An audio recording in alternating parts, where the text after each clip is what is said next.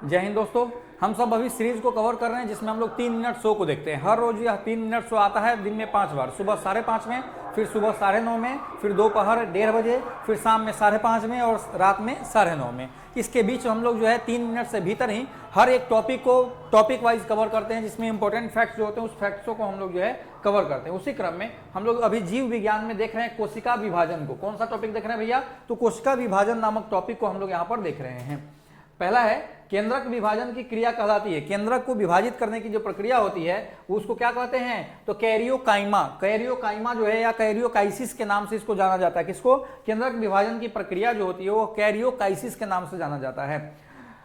समसूत्री विभाजन जिसको हम लोग मिटोसिस कहते हैं, क्या है? कायिक कोशिकाओं में होता है। किसमें होता है? कायिक कोशिकाओं में। कौन? समसूत्री विभाजन यानी कि मिटोसिस होता है। अर्धसूत्री विभाजन यानी कि मेयोसिस होता है लैंगिक जनन कोशिकाओं में। लैंगिक जनन कोशिकाओं यानी कि जिसके द्वारा लिंग का निर्धारण होता है, वैसी कोशिकाओं में आपको कौन सा विभाजन होता है? वह अर्धसूत्री विभाजन यानी कि मियोसिस जो है वह होता है।